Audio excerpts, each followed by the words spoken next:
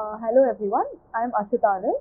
I am an editor at the Fifth Estate, and today we'll be interviewing the aspiring Academic Affairs Secretary candidate, Lakshya Singh. So we'll begin with the interview. So the first question.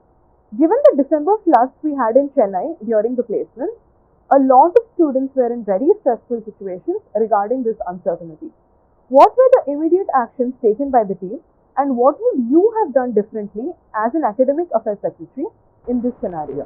So majorly the issues which were faced by the team due to the cyclone this year and the actions which were taken are as follows. So firstly, like when we heard of the cyclone warning coming, we talked to all of the companies, and especially on December 3 and December 4 when the cyclone hit the like Chennai very badly. At that time, we had to immediately shift all of the companies which were having their interviews on December 4, either cancel them or if possible reschedule them.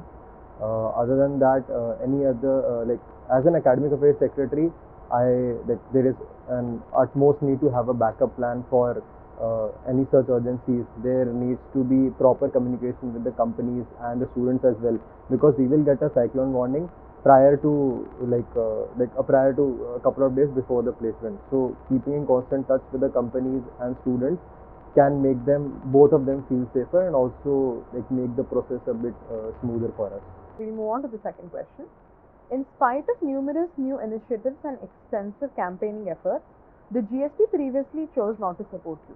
How might you articulate your value proposition to regain their trust and secure their votes this time around, especially when you have not done any campaigning and the manifesto has a fewer initiative than the previous one? So firstly, I'd like to take note of the factually incorrect statements which are there in this question. Last year, my manifesto had 16 initiatives, whereas this year my manifesto has 19 initiatives.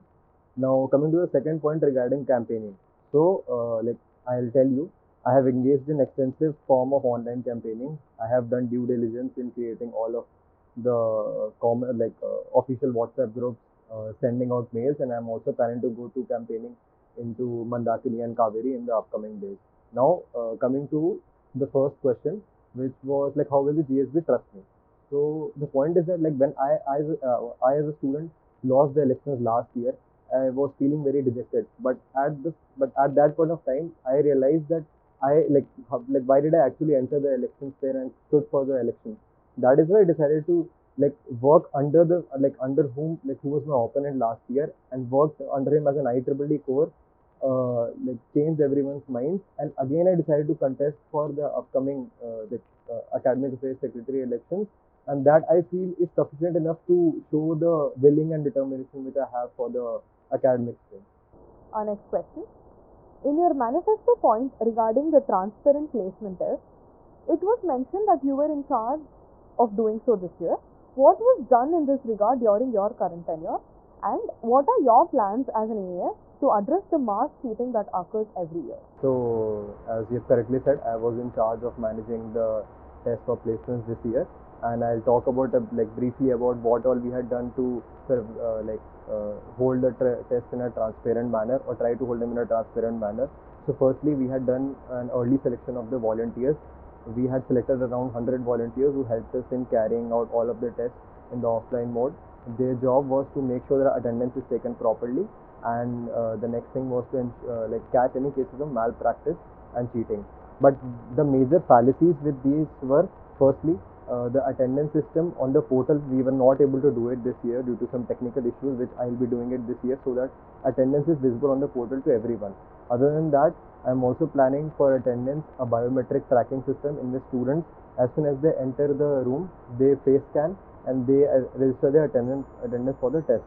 Also, I'm planning to increase the number of volunteers so that we can have even stricter invigilation within the rooms during offline tests. Fourth question.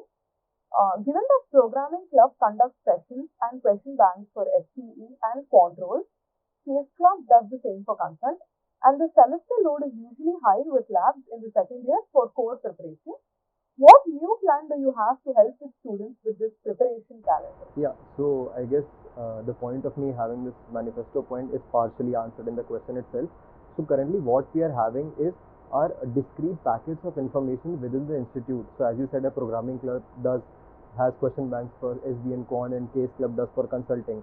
But if you see this from a perspective of a student who is in their first year or who is in their second year right now, for them it's a very high possibility that they will not be able to even grasp 50% of the information which is available to the students in the public domain.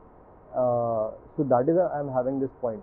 With preparation calendar, we will have we will provide the students the guidance, so that if they want to start exploring some sector, so let's say finance, so how would they do it? When do they need to approach the finance club resources, or when do they need to see certain videos, or when do they need to learn a new language? So these all things will be covered in the preparation calendar. That will streamline the process by which students prepare for the internships and placements. This is your final question.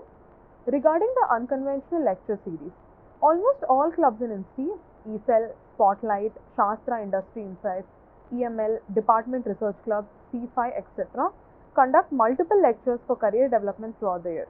As you know, it is hard to bring in students even for the PPTs, which are extremely crucial for the placements. We need to incentivize them with tea, biscuits, snacks, etc. What is the need for this series, and how do you plan on attracting crowds for this? So the need for the unconventional lecture series point is to bring back the feels which we used to have in the pre-COVID times. Upon talking to the academic affairs secretary of pre-COVID times, I got to know that this used to be a thing which used to happen frequently. And as you said that career development cell, the word career comes in that. So I can't depend on the other clubs to hold such events. What if their plans change for next year? I believe that it is the motive of the career development cell to take this initiative. And coming to the second point regarding attendance, so yeah, attendance is a problem, but that is why I will be collaborating with the EML team. This year you can notice that in all of the lectures which were held by EML, the halls were always full, because the quality of speakers that they bring and their brand name is so good that they are able to attract students. So I believe that through that way we will be able to attract students for this event, and this event is mainly catered for the students who are in their fresher batch and in their second year, who will be more interested in actually attending this sort of events. With this, we come to the end of the interview. Thank you and all the best.